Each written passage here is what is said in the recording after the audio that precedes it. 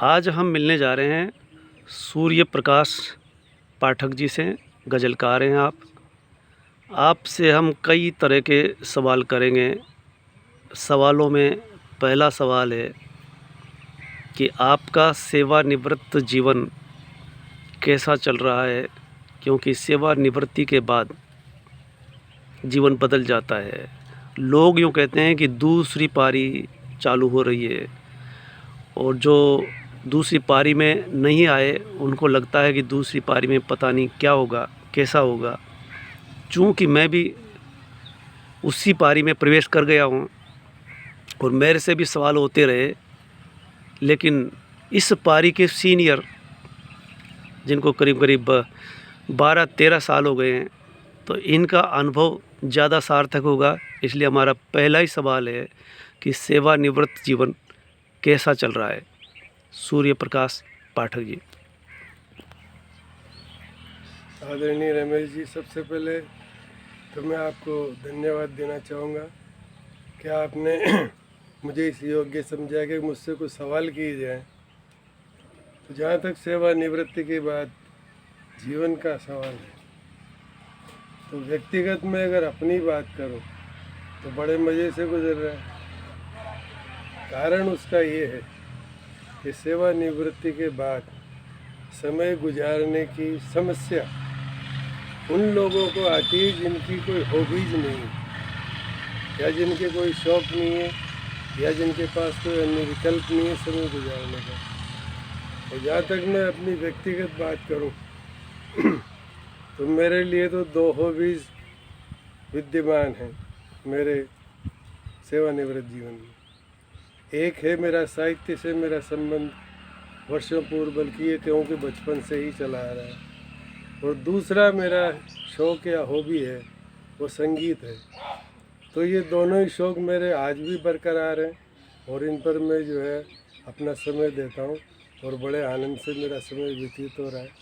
कोई समस्या ही नहीं है, मुझे लगता ही नहीं कि मैं सेवानिवृत्त हूँ, बल्कि जिस तरह से पहले जीवन गुजर रहा था उसी तरह अब गुजर रहा है। बल्कि अब और अधिक मुझे समय मिलने लगा है कि मैं अपनी हॉबीज़ को समय दे सकूँ। तो ये कोई समस्या ही नहीं है सेवानिवृत्ति के बाद समय कैसे गुजरे। तो सेवानिवृत्त जीवन आपका खुशहाली में गुजर रहा है, आनंद से गुजर रहा है।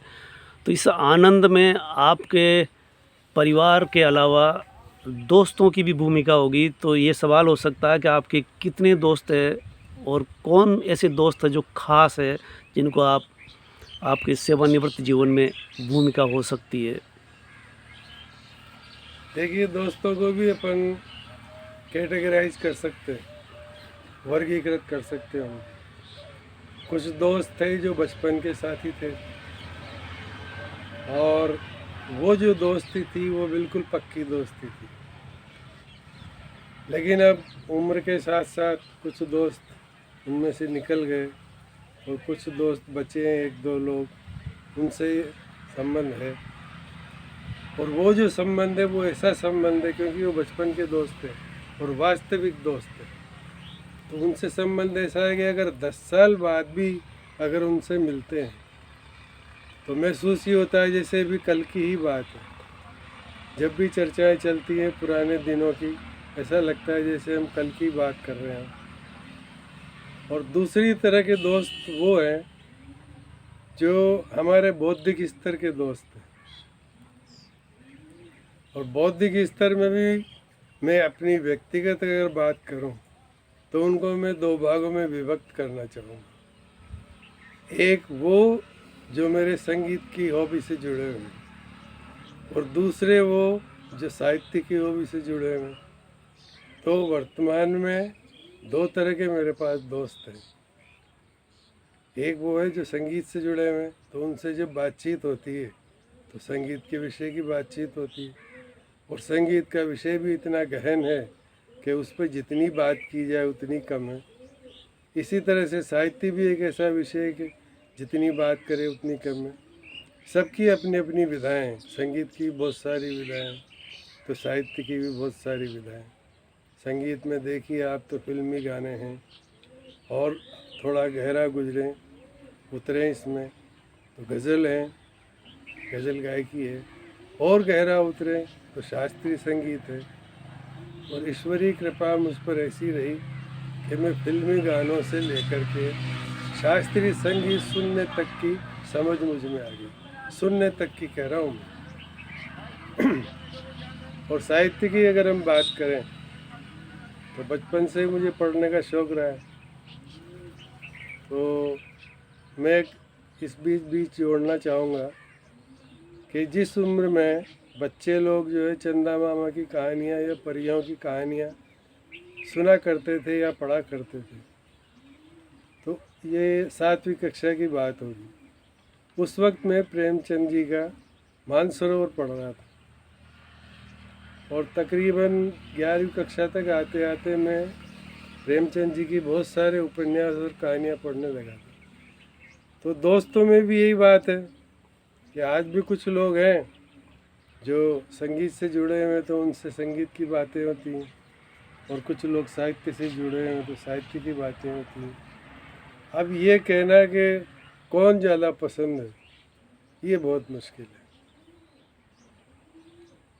तो आप ये साहित्य पूछ सकते हैं मुझसे कि कौन नापसंद है। नापसंद वो है जो किसी भी प्रकार की कट्टरता के समर्थक है, वो मुझे कतई नापसंद है।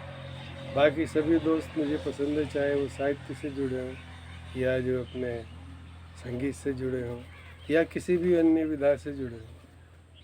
तो आपके इस सेवानिवृत्त जीवन में जी समाज की भूमिका क्या रही? यूँ कहें कि आप समाज में रहते हैं, समाज बहुत बड़ी चीज़ है, विस्तृत है, लेकिन समाज को आप किस रूप में लेते हैं? एक सेवानिवृत्त व्यक्ति के लिए या सेवानिवृत्त व्यक्ति के लिए समाज की अपेक्षा क्या रहती है उस व्यक्ति से, या वो व्यक्ति समाज के लिए क्या कर सकता है, या आपकी भूमिका क्या हुई? सबसे बड़ा सवाल तो यहाँ यही आ जाता है कि हम समाज किसको कहें। एक समाज तो होता है जो हमारा जातिगत समाज है। एक समाज हम कहें कि पड़ोसियों में, या कहें कि हम जिन लोगों में हम व्यवहार कर रहे हैं या जिनसे मिल रहे जुल रहे हैं या जिनसे बातचीत कर रहे हैं, वो एक समाज है। तो समाज, सवाल वही है कि समाज किसे माने। नहीं, आप मुझसे। अपनी भूमिका को जहाँ महत्वपूर्ण मानते हैं वो याद करके बता सकते हैं कि जातीय समाज में आपका रोल, या जाति समाज आपसे अपेक्षा रखता है और आपने वहाँ भूमिका निभाई। ये बात आपने अच्छी पूछी।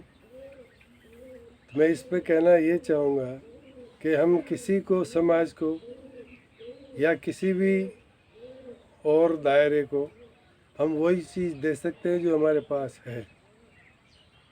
यदि हमारे पास संगीत का ज्ञान है तो हम वही दूसरे को दे सकते हैं या उस क्षेत्र में सेवाएं प्रदान कर सकते हैं, या साहित्य का ज्ञान है तो हम जो साहित्य के रूप में सेवाएं दे सकते हैं। अब मैं आपको एक छोटा सा उदाहरण दूँ कि हमारा समाज, जातिगत जो समाज है, उसमें पहले कई सांस्कृतिक कार्यक्रम वगैरह हुआ करते थे। तो उसमें संगीत से संबंधित या सांस्कृतिक कार्यक्रमों से संबंधित जितने भी कार्यक्रम हुआ करते थे, वो सब मेरे ही देखरेख में और मेरी ही मेहनत से हुआ करते थे। तो सवाल यही है कि हम जो कुछ हमारे पास है वही तो समाज को देंगे। वैचारिक धरातल पे अगर कोई बात करता है, बात करना चाहे, या उसका बौद्धिक स्तर ऐसा हो कि वो मुझसे कोई सवाल कर सके, तो मैं उसका समाधान दे सकता हूँ, उसे दिशा दे सकता हूँ।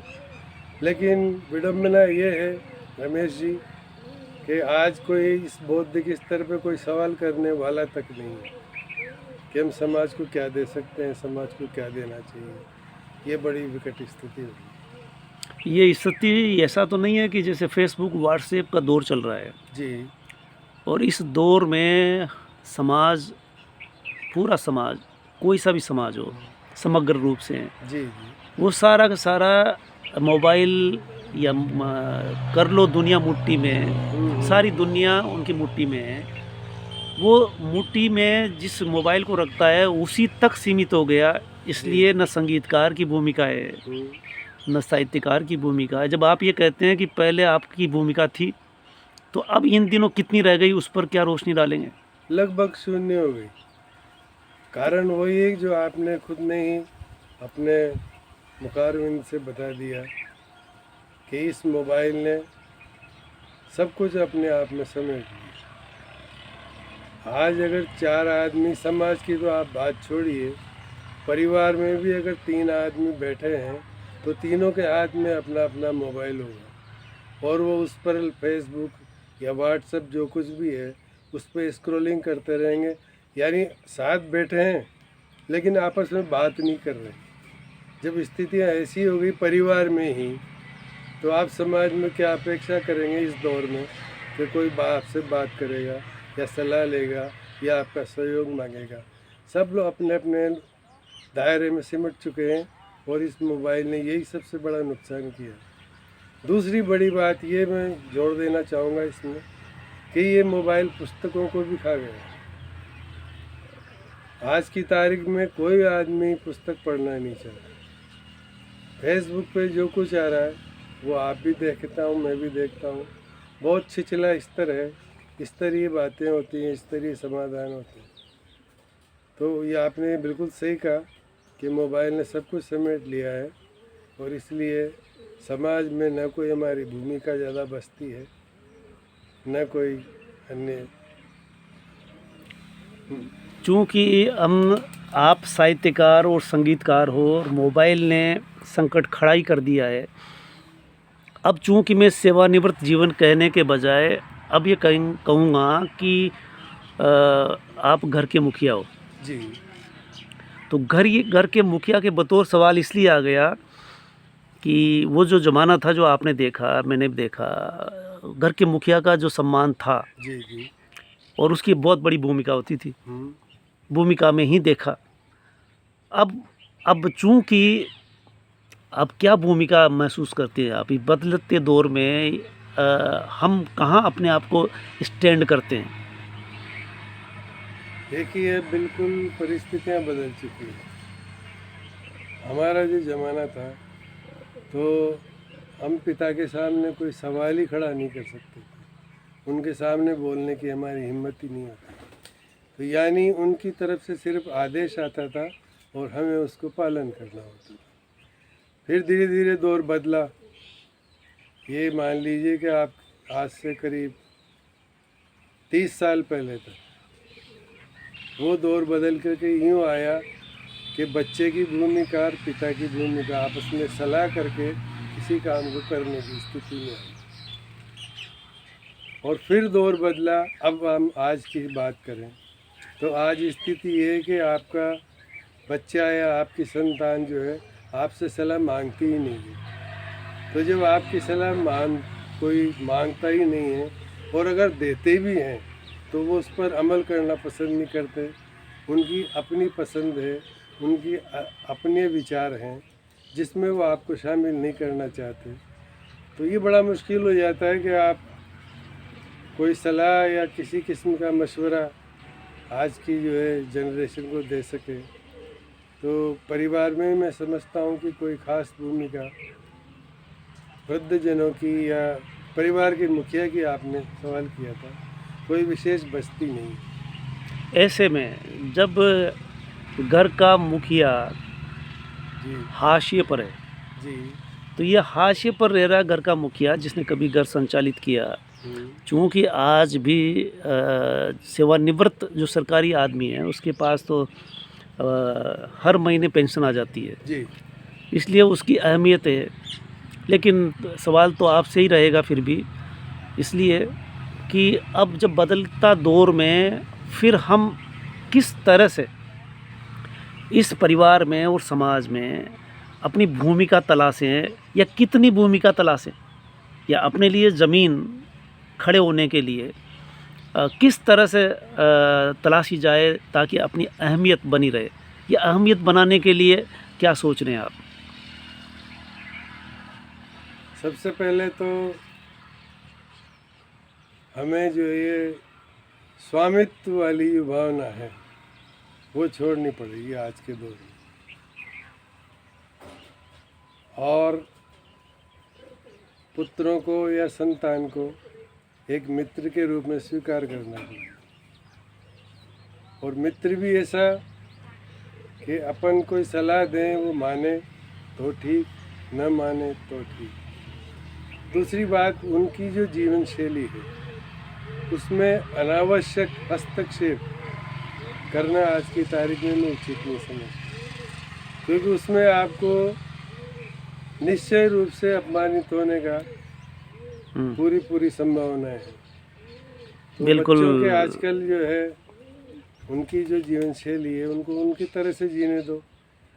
आप अपनी बात मत छोड़िए, आप जिस तरह से जीना चाहते हैं आप उस तरह जिए, यानी इस बात में समझौता मत कीजिए। नई पीढ़ी को आप पूरी तरह से आज़ाद देखना चाहते हैं, दोस्त के रूप में देखना चाहते हैं। हाँ, उन्हें सलाह दे सकते हैं। मैंने आज से 10 साल 12 साल पहले गणेश लाल गौतम जी। जो साहित्यकार रहे इसी शहर के, बूंदी शहर के, उनसे भी साक्षात्कार लिया था, इसलिए मुझे वो बात याद आ रही है। जी। और इसीलिए वो सवाल इसलिए लाजमी लगता है कि उनसे मैंने सवाल किया था कि उनका अपने परिवार में क्या भूमिका है, तो उन्होंने अपनी भूमिका जब बताई थी। हर मुखिया की अपनी परिस्थिति रहती है, तो गणेश लाल गौतम ने अपनी भूमिका जिस तरह से बताई, हालांकि इस तरह के सवाल वहाँ नहीं हुए, लेकिन उन्होंने कहा कि मैं बहुत बेहतरीन तरह से रह रहा हूँ, स्वर्ग में रह रहा हूँ। जी। तो वो स्वर्ग में ही रह रहे थे, और उन्होंने इस तरह से नहीं कहा कि बेटे कितने क्या है, या ये कहें कि जैसा आपने कहा अभी कि हमने अपने बुज़ुर्गों के साथ जो व्यवहार देखा या किया, वो वैसा ही गणेश लाल गौतम ने महसूस किया आज से 10-12 साल पहले तक।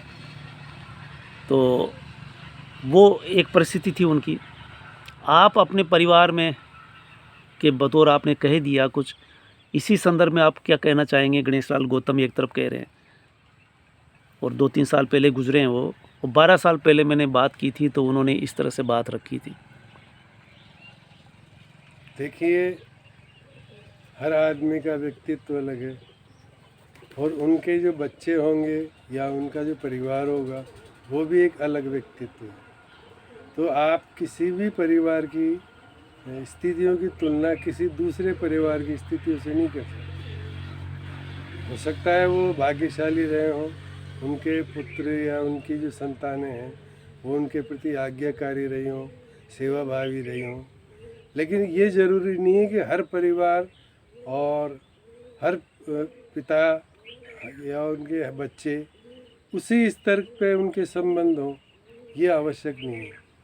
तो जो स्थितियां हैं आपके परिवार में, आपको उनसे समझौता करना है।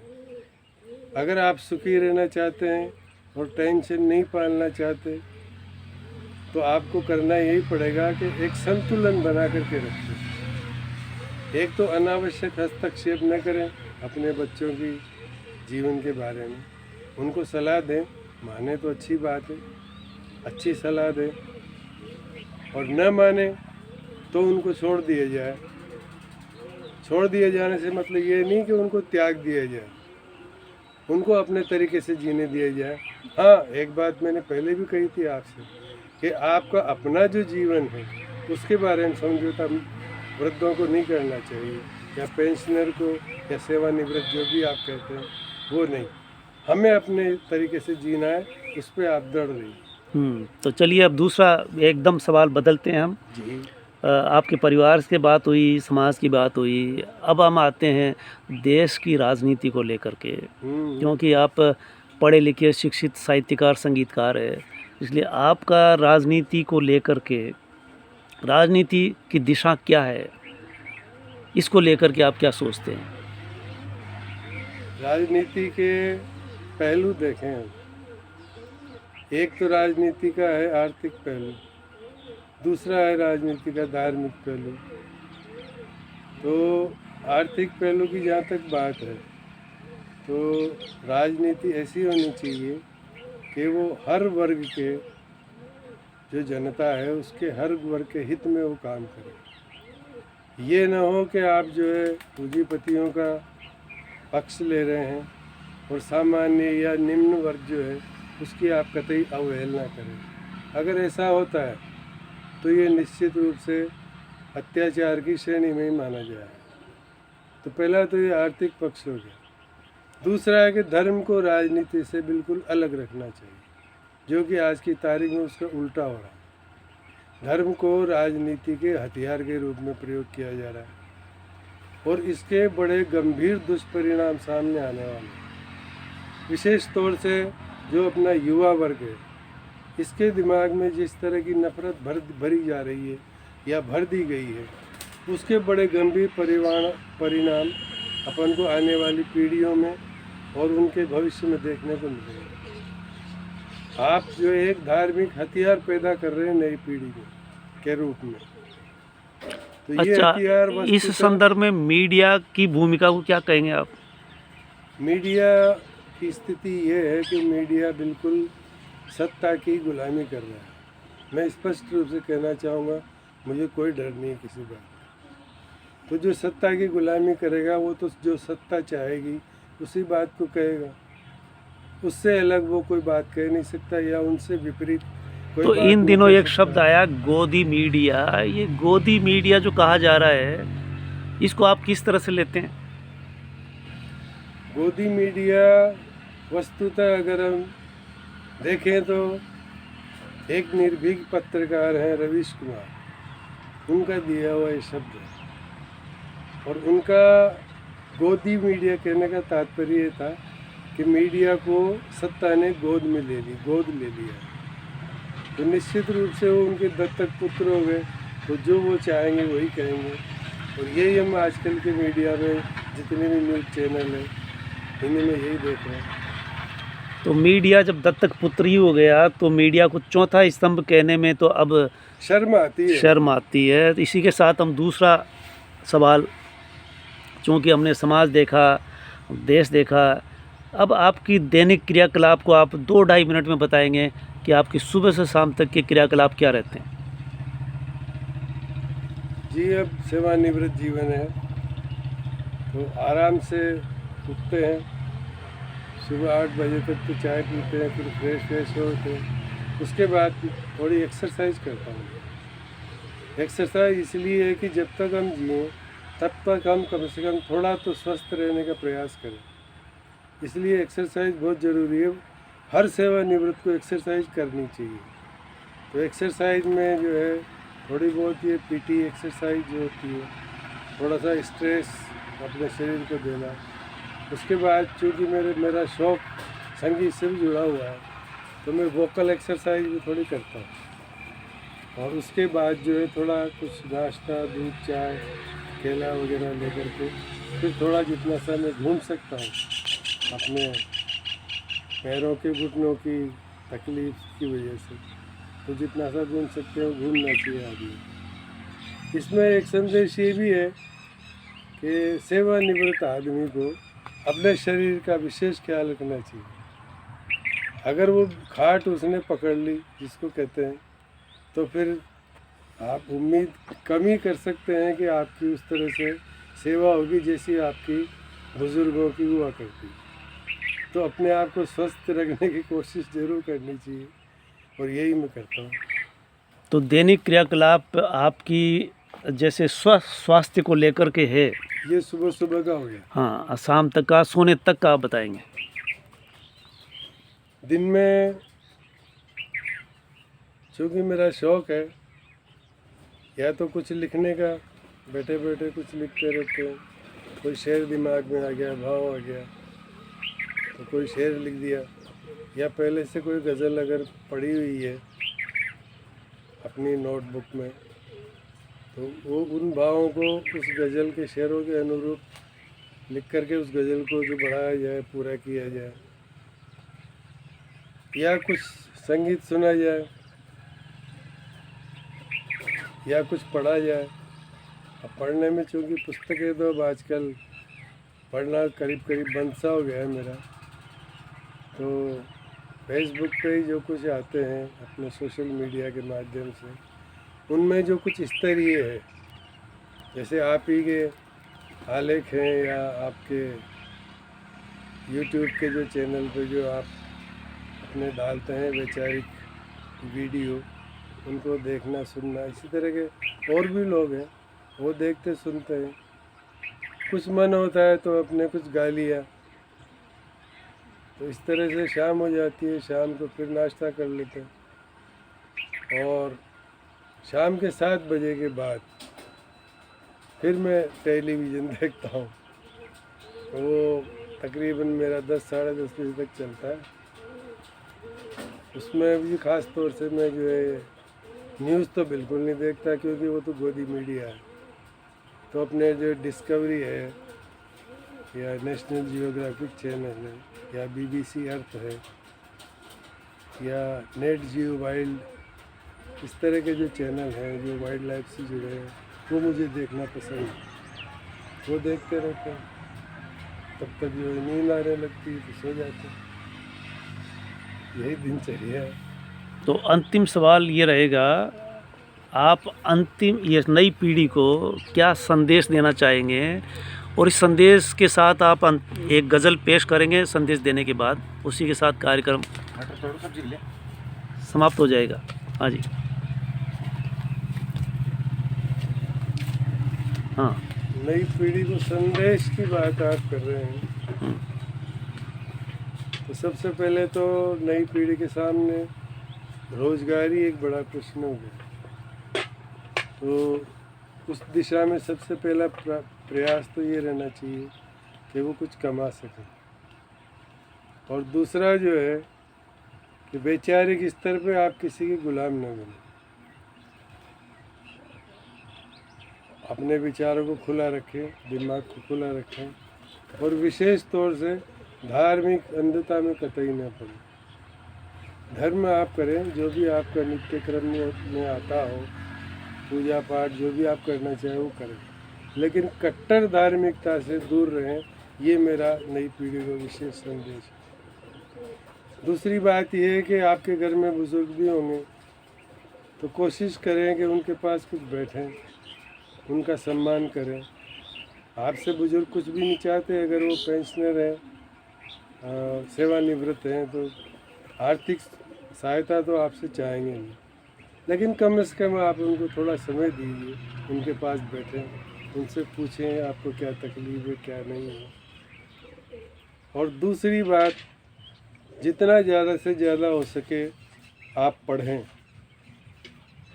अगर आप पढ़ेंगे नहीं तो आपके विचारों में खुलापन कभी नहीं आ सकता। इसलिए आप जो कुछ भी आपको उपलब्ध होता है, मैं तो यही कहूँगा कि आप पुस्तकें पढ़ें, जितनी अधिक से अधिक पुस्तकें पढ़ सकें वो पढ़ें, तभी आपके विचारों में खुलापन आएगा, आपका बौद्धिक स्तर बढ़ेगा, तो आप एक अच्छे नागरिक साबित हो सकेंगे इस देश के लिए। यही संदेश। आपकी गज़ल बड़ा मुश्किल है कि मुझे याद नहीं रहती। चलिए, तो ये थे सूरज प्रकाश पाठक जो गज़ल आप सुनते रहते हैं। हाँ। मैं आपको मुक्तक सा सुना देता हूँ, वो भी एक संदेश ही है। हाँ। कि खुश मिजाजी की एक तरकीब है, खुश मिजाजी की एक तरकीब है कि बेसबब भी मुस्कुराना चाहिए। रूठ जाओ पर मनाए जब कोई, रूठ जाओ पर मनाए जब कोई, आपको भी मान जाना चाहिए। ये जीने का एक तरीका। बहुत खूब। तो ये गज़लकार का संदेश है जो सभी के लिए लागू होता है। हम रविवार पाठशाला में मिलते हैं और भी बहुत सारी चीज़ें वीडियो पर सुनते हैं। आज का कार्यक्रम वीडियो के बतौर एक साहित्यकार गज़लकार से मुलाकात हुई। आपकी प्रतिक्रियाएं मिलेगी। अगर कोई सवाल हुए तो उन सवाल को लेकर के हम पुनः मिल सकते हैं, या फिर इसी तरह से और किसी व्यक्ति के सामने होंगे। हमारे कार्यक्रम बाकी चल रहे हैं। बहुत बहुत धन्यवाद।